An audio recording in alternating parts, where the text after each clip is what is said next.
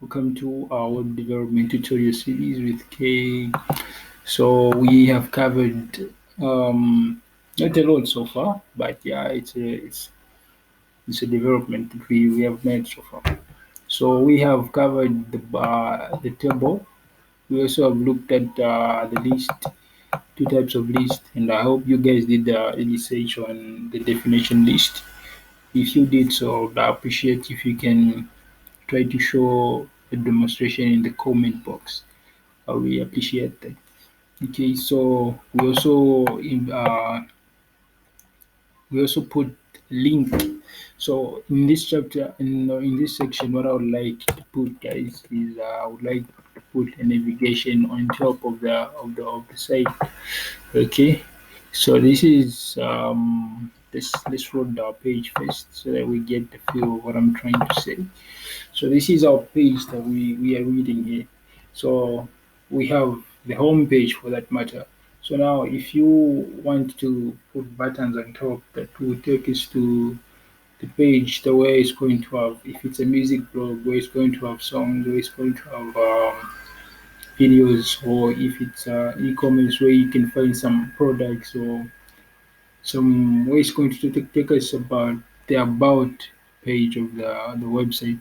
If you want to add those buttons, okay, so you can use what is known as a header. So I have not introduced the header to you because I would like you guys to first know an element known as the div.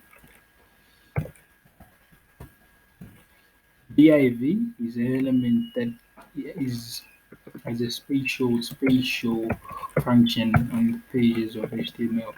It acts like a container. So what it does is it can group certain elements, it can contain some other div elements, but it's very flexible. That's the good part about it.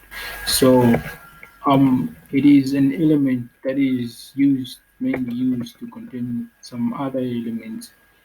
So you can group some certain paragraphs, you can group some certain list using the div element. That's the good part about HTML5. So the closing tag for the div is here. Then this is our opening tag. So with that said, I want to open a navigation. So a navigation on HTML is denoted by the nav. Then you close the nav. So that is the navigation. So our navigation is can have anything, but I want to put list. Okay, so I'll get the unordered list like this. Then I'll copy it, then paste it here. So this is the list that I want to put under the nav. Okay, so this list is going to have, for now I'll be using three. You can have the home page, which is the current page that we're on. Then you can have something like logout page, login. So let me login. Let's put the login. Then not the login. Let's just put accounts here. Then it can have something for the views. The views. Okay. So what I'm going to do here, guys, is I'm going to create these pages. I will create these pages as we go on separately, just as we're creating the same page. So, but for now, I just want you to get the flow. So, this is going to be our navigation. We want someone to click on home and then it takes him to a certain page. We want someone to click on accounts and then it takes them to another page. Same with reviews. So if we want to achieve that, we use the knowledge that we gathered in the last tutorial by inserting a list tag, not a list tag, sorry, a link tag. So a link tag is denoted by letter A. So the A tag closes here. So be sure to open and close immediately you wrap the content.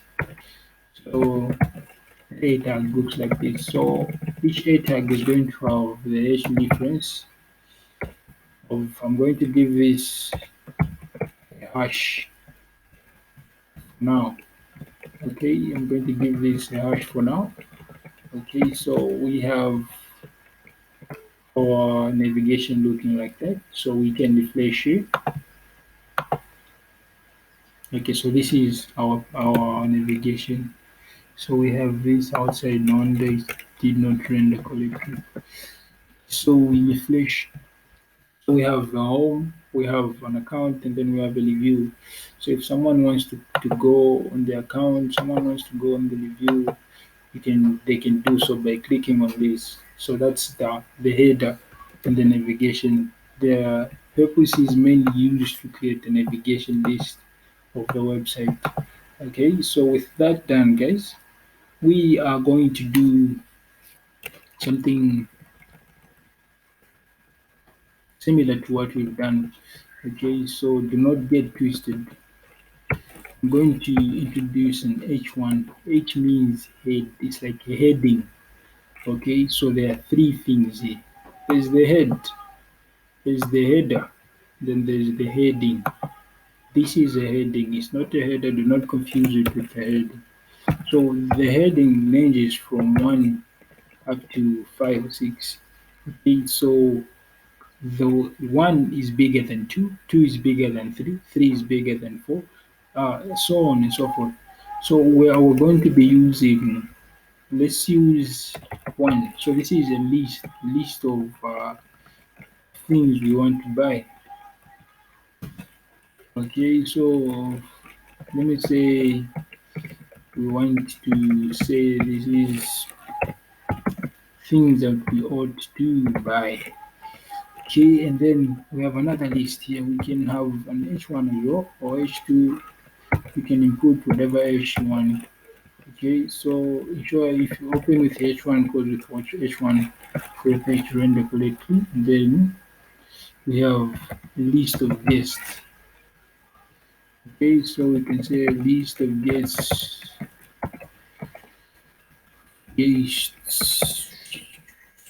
Then we have just a table of items, not a table, it's a list of items. So if we save, then we go to our page and refresh.